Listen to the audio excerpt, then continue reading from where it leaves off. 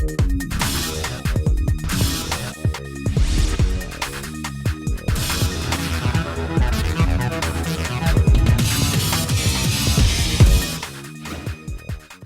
നമസ്കാരം, സെൽഫിയിലേക്ക് സ്വാഗതം. ബംഗളൂരുവിലെ ഫ്രീക്കന്മാരുടെ ലോകം, പിന്നെ മുംബൈയിൽ നിന്നൊരു ചിത്രകാരി. സെൽഫി തുടങ്ങുന്നു.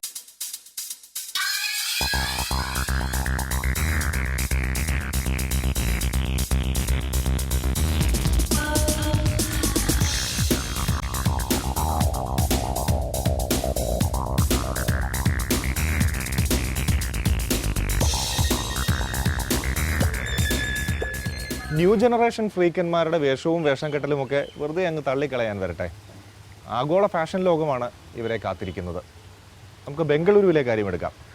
ഇവിടെ മലയാളി ഫ്രീക്ക് പിള്ളേരാണ് ഫാഷൻ രംഗത്ത് ഏറ്റവും സജീവമായിരിക്കുന്നത്.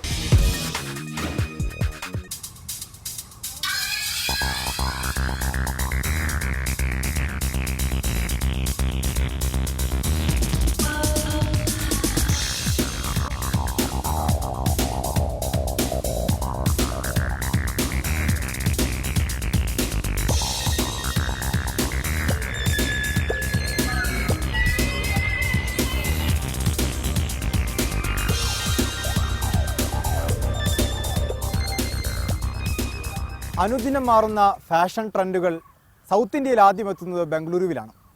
IT പോലെ വളരെ സജീവമായ ഫാഷൻ ഇൻഡസ്ട്രി ഉള്ള ബംഗളൂരുവിൽ അതിൻ്റെ റാമ്പിൽ ഇന്ന് ഏറ്റവും കൂടുതൽ സജീവമായി വിലസുന്നത് കേരളത്തിൻ്റെ കൗമാരമാണ്. അതിൻ്റെ ഒരു പരിചയം നമ്മോടൊപ്പം ഉണ്ട്. അവരെ നമുക്കൊന്ന് പരിചയപ്പെടാം. ഹായ് രഞ്ജിത്ത്. ഓക്കെ, എൻ്റെ പേര് ജിതിൻ, കോസ്റ്റ്യൂം ഡിസൈനറാണ്. 2009 മുതൽ ഞാനിവിടെ ബാംഗ്ലൂരിൽ സ്റ്റാർട്ട് ചെയ്തിരിക്കുകയാണ്. ഇവിടെ ഡിഗ്രി പഠിക്കാൻ വേണ്ടി വന്നു, ഫാഷൻ ഡിസൈനിങ്. അതിനു മുമ്പ് നാട്ടിൽ ഞാൻ BSc ഫാഡിന് മുമ്പ് ഞാൻ ഡിപ്ലോമ ഫാഷൻ ഡിസൈനിങ് കഴിഞ്ഞു. പിന്നെ നേരെ ബാംഗ്ലൂർ. സോ നാട്ടിൽ ബെസ്റ്റ് ഡിസൈനറായിട്ടൊരു പ്രൈസൊക്കെ കിട്ടിയതിന് ശേഷം പിന്നെ ഇത് കണ്ടിന്യൂ ചെയ്യാമെന്നുള്ളൊരു രീതിയിൽ ഇങ്ങോട്ടേക്ക് വന്നതായിരുന്നു. അങ്ങനെ ആചാര്യ കോളേജ് ബാംഗ്ലൂരിൻ്റെ ഇൻസ്റ്റിറ്റ്യൂട്ടിലാണ് ഞാൻ പഠിച്ചത്. അങ്ങനെ 3 വർഷം 2009 to 2012 വരെ BSc ഫാഡ് ഞാൻ കംപ്ലീറ്റ് ചെയ്തു. അവിടുന്ന് ബെസ്റ്റ് തീം ഡിസൈനർ അവാർഡ് കിട്ടി. ഡയറക്റ്റ്ലി എൻ്റെ ഒരു പാഷൻ എന്ന് പറയുന്ന സാധനം എനിക്ക് ഫിലിം ഇൻഡസ്ട്രി ആയിരുന്നു. സോ അതിനുവേണ്ടി ഹാർഡ് വർക്ക് ചെയ്തു. അത് കോഴ്സ് കഴിഞ്ഞപ്പോൾ തന്നെ ഞാൻ അതിലേക്ക് തന്നെ എൻട്രി ചെയ്തു. അസിസ്റ്റൻറ്റ് ഡിസൈനറായിട്ട് വർക്ക് ചെയ്യാൻ സ്റ്റാർട്ട് ചെയ്തു. ഏകദേശം ഒരു 1.5 വർഷത്തോളം അസിസ്റ്റൻറ്റ് ഡിസൈനറായിട്ട് ഫിലിമിൽ വർക്ക് ചെയ്തു.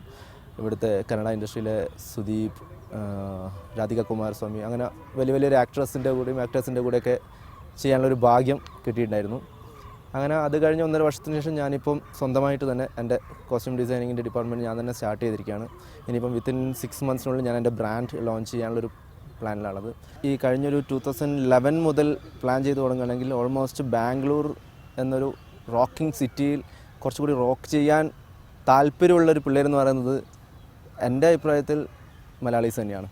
കാരണം വെച്ചാൽ ഒന്നും കൂടി അവർ ഫാഷൻ ട്രെൻഡിനോട് കുറച്ചും കൂടി താല്പര്യം കാണിച്ചു തുടങ്ങിയൊരു ടൈമാണ് ഇപ്പോൾ ഇവർ. മുൻപേ ഒന്നും അങ്ങനെ ഉണ്ടായിരുന്നില്ല. മുൻപേന്ന് വെച്ചാൽ ആരെങ്കിലും ഒരാൾ സപ്പോർട്ടിങ് ചെയ്താൽ മാത്രമേ അവർ ഒന്ന് മുന്നിലേക്കൊരു എന്താണ് ഫാഷൻ ഫീൽഡിലേക്ക് ഇനി ഇറങ്ങണം എന്നുള്ളൊരു ഇതുള്ളൂ. പക്ഷേ ഇപ്പോൾ അങ്ങനെയല്ല. ഇപ്പോൾ എന്ന് വെച്ചാൽ സ്റ്റുഡൻസ് അവർക്ക് തന്നെ അവർ തന്നെ അവരുടെ സ്റ്റൈൽ ചേഞ്ച് ചെയ്യുന്നത്, അവർക്ക് തന്നെ അവരുടെ സ്റ്റൈലിംഗ് എല്ലാം അവർ തന്നെ ഓൾമോസ്റ്റ് ചെയ്യാൻ തുടങ്ങുകയാണ്. അപ്പോൾ നമുക്ക് എന്ന് വെച്ച് കഴിഞ്ഞാൽ നമുക്ക് ജസ്റ്റ് ഒരു കോസ്റ്റ്യൂം കൊടുക്കുകയാണെങ്കിൽ അത് മെയിൻറ്റെയിൻ ചെയ്യാനുള്ളൊരു നല്ലൊരു പ്രാപ്തിയുള്ള പിള്ളേരാണ് ഇപ്പം. ഫാഷൻ ഇൻഡസ്ട്രിയിലേക്ക് കാലുവയ്ക്കാൻ ആഗ്രഹിക്കുന്ന കൗമാര കേരളത്തിന് ഉദ്യാനനഗരി വലിയൊരാശയും ആവേശവുമാണ്. അവസരങ്ങളും സാധ്യതകളും അനവധിയുള്ള ഫാഷൻ രംഗത്ത് കടുത്ത മത്സരങ്ങളെ അതിജീവിച്ച് മുന്നേറുകയാണ് മലയാളി താരങ്ങൾ. മോഡലുകളായും ഡിസൈനർമാരായും കൊറിയോഗ്രാഫർമാരായും എല്ലാം ഫാഷൻ രംഗത്ത് മലയാളി സാന്നിധ്യം ഏറിക്കൊണ്ടിരിക്കുന്നു. ഇവിടെ വന്നു കഴിഞ്ഞ് ഈ ഫാഷനോടുള്ള ഇൻഫ്ലുവൻസും ഓരോരുത്തരുടെ ക്രിയേറ്റിവിറ്റി എല്ലാം കണ്ടപ്പം ഫാഷൻ ഫീൽഡിനോട് ഒരു ഇൻട്രസ്റ്റ് തോന്നി. അങ്ങനെ ഇതിലേക്ക് കയറി ചാടിയത്. അങ്ങനെ അന്നേരം മുതൽ വർക്ക് ചെയ്യാൻ തുടങ്ങി. കൊറിയോഗ്രാഫിയിൽ പണ്ട് ഡാൻസ് ചെയ്യായിരുന്നു, അങ്ങനെ കൊറിയോഗ്രാഫിയിൽ ഇൻട്രസ്റ്റ് ഉണ്ടായിരുന്നു. ഇപ്പം അത് ഫാഷൻ കൊറിയോഗ്രാഫിയിലേക്ക് മാറി. പിന്നെ പ്രൊഫഷണലായിട്ട് ഞാൻ DJing ചെയ്യുന്നത്, പക്ഷേ ഇതൊരു പാഷനാണ്. ഫാഷൻ ഫീൽഡ് എനിക്ക് ഭയങ്കര ഇഷ്ടമുള്ളൊരു ഫീൽഡായിരുന്നു. വീട്ടിൽ നിന്ന് നല്ല സപ്പോർട്ടുണ്ട്. മറ്റുള്ള ഫാമിലീസിലൊക്കെ പോലെ ഫാഷൻ ഫീൽഡ് എന്ന് പറയുമ്പോൾ ആരും എതിർത്തിട്ടൊന്നുമില്ല. എല്ലാവർക്കും സിസ്റ്റേഴ്സിനാണെങ്കിലും ഭയങ്കര സപ്പോർട്ടിങ് ആയിരുന്നു. പിന്നെ ഇങ്ങനെ ഒരു ഷോ ചെയ്യാനൊക്കെ ആദ്യം പ്ലാൻ ചെയ്തപ്പം വീട്ടിൽ നിന്ന് കുറേ സപ്പോർട്ട് ചെയ്തു. എല്ലാവരും ഇങ്ങനെ ഇവരുടെ അടുത്ത് വന്ന് അപ്രോച്ച് ചെയ്തപ്പോഴത്തേക്ക് മോഡൽസ് ആണെങ്കിലും മോഡൽസ് അല്ല, എൻ്റെ നല്ല ഫ്രണ്ട്സാണ് ഇവരെല്ലാവരും. ഫാഷൻ ഡിസൈനിംഗ് പഠിക്കണമെന്ന ലക്ഷ്യവുമായി ബംഗളൂരുവിലെത്തുന്നവരുടെ എണ്ണം കൂടി വരികയാണെന്നാണ് കണക്കുകൾ തന്നെ സൂചിപ്പിക്കുന്നത്. ഇതുകൂടാതെ മറ്റു വിഷയങ്ങൾ പഠിക്കാനെത്തുന്ന കൗമാര കേരളം ഫാഷൻ രംഗത്തേക്ക് ആകൃഷ്ടരായി കൂടുമാറുന്നതും സാധാരണയാണ്. പലരും മികച്ച പ്രൊഫഷണൽ മോഡലുകളായി വളർന്നു വരികയാണ്.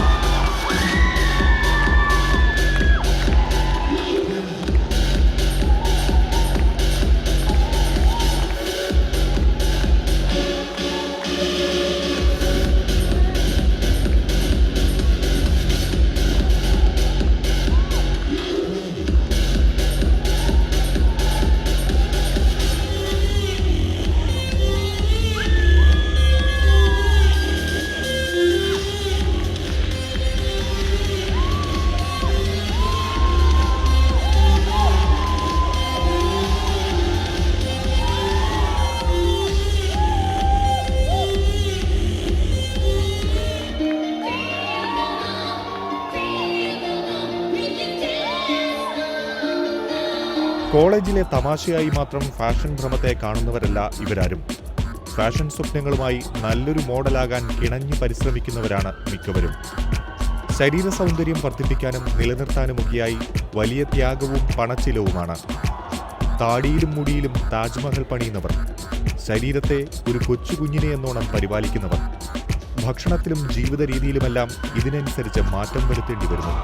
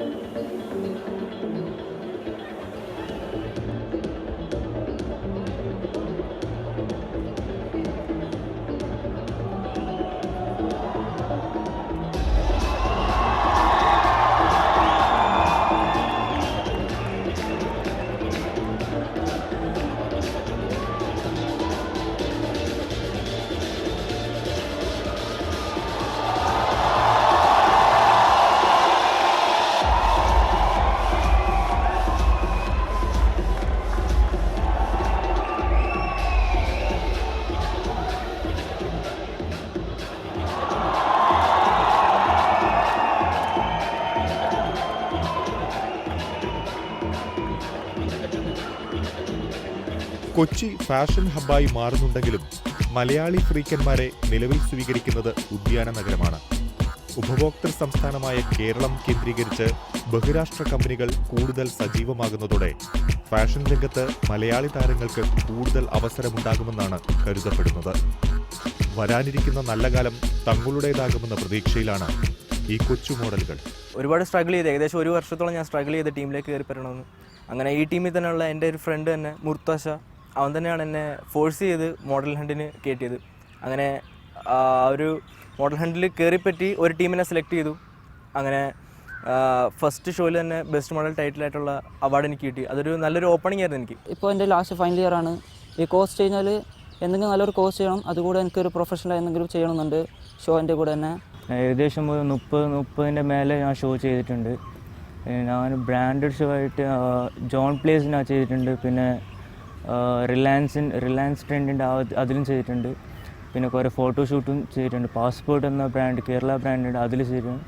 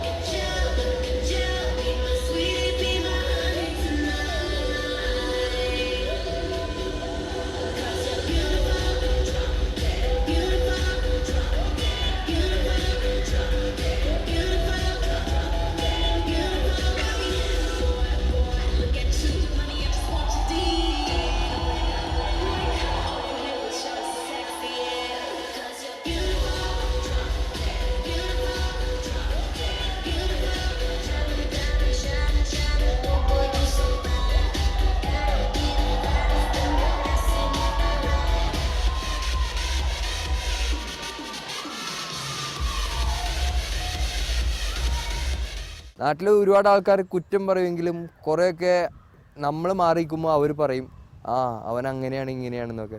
അതും ഒരു സന്തോഷമുള്ള കാര്യമാണ്. കാരണം നമ്മൾ കേട്ടില്ലെങ്കിലും നമ്മുടെ വീട്ടിലുള്ളവർ ഇതൊക്കെ കേൾക്കണ്ടാവും. ലൈക്ക് അവൻ അവിടെ പോയി അങ്ങനെ ചെയ്യണു, അത് അവർക്കൊരു ഹാപ്പിയുള്ള കാര്യം. കാരണം എനിക്കും സന്തോഷമാണ്.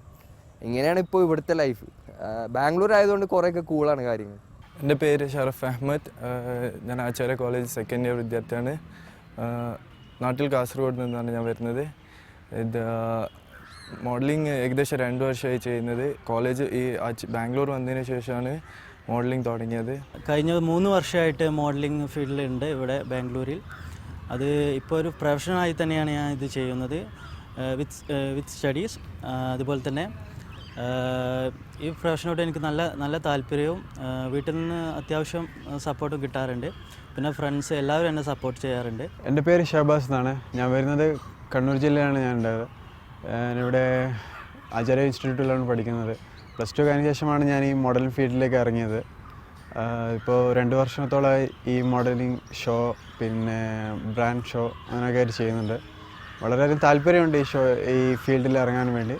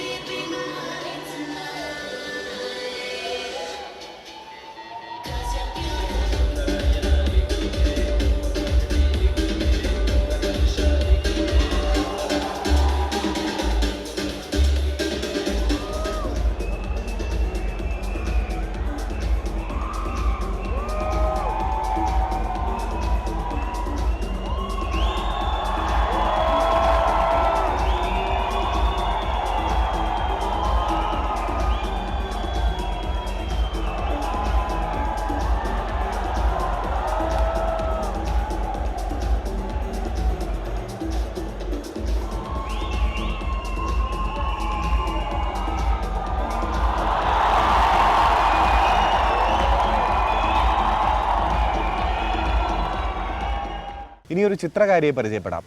മുംബൈയിൽ IT പ്രൊഫഷണലായ മലയാളി കൂടിയായ ഉപമ. കാര്യമായ പരിശീലനങ്ങളൊന്നുമില്ലാതെയാണ് ഉപമ ചിത്രരചനാ രംഗത്തേക്ക് കടന്നു വന്നത്. എങ്കിലും ഉപമയുടെ ചിത്രങ്ങൾക്ക് ആവശ്യക്കാർ ഏറെയാണ്. ചിത്രരചനാ രംഗത്ത് മാത്രം ഒതുങ്ങി നിൽക്കുന്നില്ല അവർ. ജനിച്ചതും വളർന്നതും മുംബൈ എന്ന മഹാനഗരത്തിലാണെങ്കിലും ഉപമ എന്ന പെൺകുട്ടിയുടെ മനസ്സിൽ നിറഞ്ഞത് അമ്മയുടെയും അച്ഛൻ്റെയും സ്വന്തം നാടായ കണ്ണൂർ കല്യാശ്ശേരിയിലെ നിറങ്ങളാണ്. തെയ്യവും തിറയും നിറയുന്ന ഈ നാടിൻ്റെ നിറങ്ങൾ തന്നെയാണ് ഉപമയുടെ ചിത്രങ്ങളിലും നിറയുന്നത്.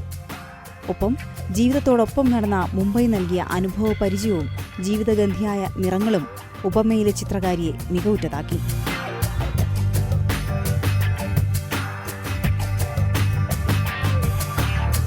ചെറുപ്പം മുതൽ നിറങ്ങളോട് തോന്നിയ ഇഷ്ടമാണ് ഉപമയെ നിറങ്ങളുടെ ലോകത്തിലെത്തിക്കുന്നത്. ഒരു വിനോദമെന്നോണം ആരംഭിച്ച ചിത്രരചന ഇന്ന് ഉപമയ്ക്ക് വെറും വിനോദം മാത്രമല്ല. റെസ്പോൺസ് നല്ലതാണ്. കുറേ അപ്രിസിയേഷൻസും എല്ലാം കിട്ടുന്നുണ്ട്, കമൻസും കിട്ടും, അഭിപ്രായങ്ങളും കിട്ടും. പിന്നെ കുറേ അങ്ങനെ എൻ്റെ പോലത്തെ അമച്വർ ആർട്ടിസ്റ്റിനെക്കാളും എൻ്റെ കൂടെ ഗ്രൂപ്പ്സ് ഉണ്ട്, അതിൽ കുറേ ഡിസ്കഷൻസും കുറേ അറിവും കിട്ടുന്നുണ്ട്. So it's A good response overall. ആധുനിക ചിത്രരചനാ ശൈലികൾ പിന്തുടരുമ്പോഴും കേരളത്തിന്റെ തനതു ചുവർചിത്ര ശൈലിയും ഉപമയുടെ വിരലുകൾക്ക് വഴങ്ങും. ഗണപതിയെ ഏറെ ആരാധിക്കുന്ന നാട്ടിലെ ജീവിതമാകണം ഗണേശ ചിത്രങ്ങൾ വരയ്ക്കുന്നതിൽ ഉപമയ്ക്ക് താല്പര്യമുണ്ടാക്കിയത്.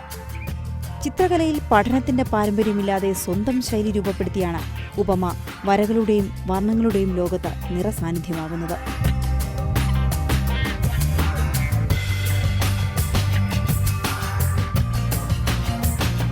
എൻ്റെ ബേസിക് തീംസ് എല്ലാം ആബ്സ്ട്രാക്റ്റ് ആണ്. ആബ്സ്ട്രാക്റ്റും പിന്നെ ഗണേശാസ് പിന്നെ വാർലി വർക്കിലൊക്കെ എനിക്ക് കുറേ ഇൻട്രസ്റ്റ് ഉണ്ട്. പിന്നെ റീസെൻ്റ്ലി മ്യൂറൽ വർക്ക് കേരളത്തിൽ നിന്നുള്ള മ്യൂറൽ ആർട്ട് ഫോം അത് പഠിക്കാൻ തുടങ്ങിയിട്ടുണ്ട്. പിന്നെ I have made few creations as well. പിന്നെ വേറെ ഇൻസ്പിറേഷൻസ് എന്ന് പറഞ്ഞാൽ ലോക്കൽ ട്രൈബൽ ആർട്സ്, അതൊക്കെയാണ് ഇൻസ്പിറേഷൻ. വെറുതെ വരച്ചു കൂട്ടുക മാത്രമല്ല ഈ യുവ ടെക്കി ചെയ്യുന്നത്. ചിത്രങ്ങൾ നല്ലൊരു വരുമാന മാർഗമാക്കി മാറ്റാനും ഉപമയ്ക്ക് സാധിക്കുന്നുണ്ട്. ഫേസ്ബുക്കിലെ കലാസ്പീക്സ് എന്ന പേജിലൂടെയാണ് ചിത്രങ്ങളുടെ വിൽപ്പന. ചിത്രങ്ങൾക്ക് ഏറെ ആവശ്യക്കാർ എത്തുന്നത് ഉപമയ്ക്ക് വലിയൊരു പ്രോത്സാഹനമാണ്. ചിത്രരചന മാത്രമല്ല, പേപ്പർ ക്വില്ലിംഗ്, ടെറാക്കോട്ട എന്നിവ ഉപയോഗിച്ചുള്ള ആഭരണ നിർമ്മാണം, മറ്റ് അലങ്കാര വസ്തുക്കളുടെ നിർമ്മാണം എന്നിങ്ങനെ ഉപമ കൈവയ്ക്കാത്ത മേഖലകളില്ല. ഇവയ്ക്കെല്ലാം ആവശ്യക്കാരും ഏറെയാണ്.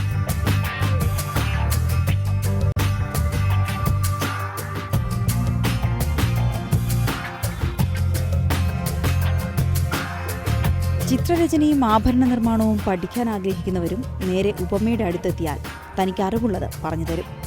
തിരക്കുള്ള സോഫ്റ്റ്വെയർ എഞ്ചിനീയറായ ഉപമയ്ക്ക് പൂർണ്ണ പിന്തുണയുമായി ഭർത്താവ് അശ്വിനും മറ്റു കുടുംബാംഗങ്ങളും ഒപ്പമുണ്ട്.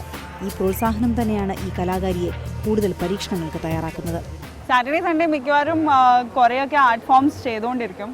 പിന്നെ സമയം എപ്പോഴും വീക്ക് ഡേയ്സിലും കിട്ടുമ്പോൾ കണ്ടിന്യൂ ചെയ്യും വർക്ക്. പിന്നെ ഒരു supportive family always helps. So എൻ്റെ ഫാമിലി ആയാലും എൻ്റെ ഹസ്ബൻഡിൻ്റെ ഫാമിലി ആയാലും എല്ലാവരും ഭയങ്കര സപ്പോർട്ടീവാണ് എൻ്റെ ആർട്ട് വർക്ക് കൊണ്ട്. അതുകൊണ്ട് അങ്ങനെ കൊണ്ട് നടക്കാൻ പറ്റുന്നു. ഇനിയൊരു ഈസ്റ്റർ സ്പെഷ്യൽ ടേസ്റ്റ് ഇടവേളയ്ക്ക് ശേഷം.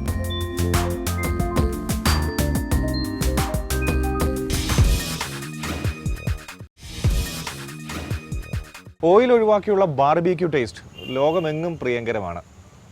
ഇത്തവണ ഈസ്റ്റർ സ്പെഷ്യലായി പോർക്ക് ബാർബിക്യൂ കൊച്ചി ക്രൗൺ പ്ലാസയിൽ നിന്ന്.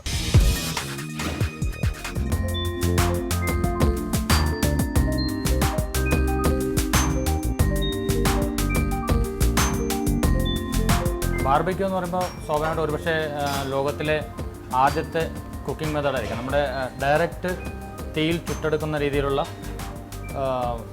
ഭക്ഷണ പദാർത്ഥങ്ങൾ. ബാർബിക്യൂവിൻ്റെ മറ്റൊരു പ്രത്യേകത എന്ന് വെച്ചാൽ ഇത് കൂടുതലും ഹെൽത്തിയാണ്.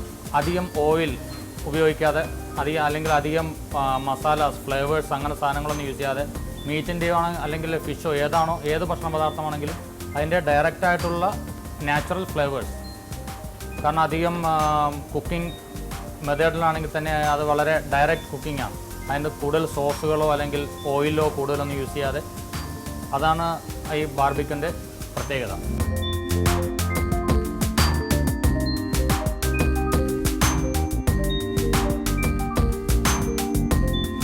ഇപ്പോൾ ബാർബിക്യൂ പോർക്ക് ടിപ്സ് എന്ന് പറയുന്നത് പാശ്ചാത്യ നാടുകളിലെ ഒരു വളരെ വിശേഷപ്പെട്ട ഒരു ഭക്ഷണ വിഭവമാണ്.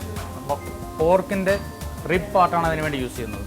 അത് നമ്മൾ ആദ്യം പോർക്ക് ടിപ്സ്, കുറച്ച് spices means red chilli, cinnamon, star Anees, bay leaf, peppercorn, salt, thyme എന്ന് പറഞ്ഞ ഒരു വെസ്റ്റേൺ ഹെർബാണ്. ഇതെല്ലാം ചേർത്ത് നമ്മൾ ആദ്യം പോർക്ക് ടിപ്സ് ബോയിൽ ചെയ്യും വെള്ളത്തിൽ.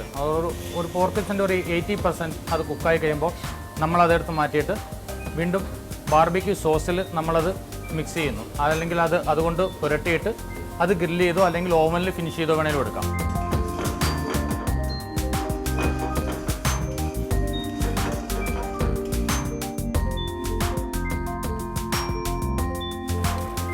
ഇപ്പോൾ നമ്മൾ ബോയിൽ ചെയ്ത് പിന്നെ അത് കഴിഞ്ഞ് മുറിച്ചെടുത്തതാണ്.